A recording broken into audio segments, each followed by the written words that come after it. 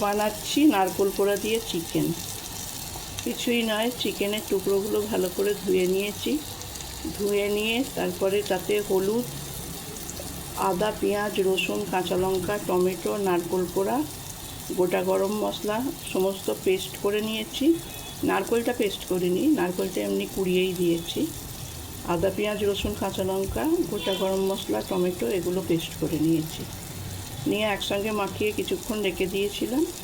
তার আগে একটু ভিনিগারে ভিজিয়ে রেখেছিলাম। মাংসটা নরমও হবে, টকটক ভাবও আসবে।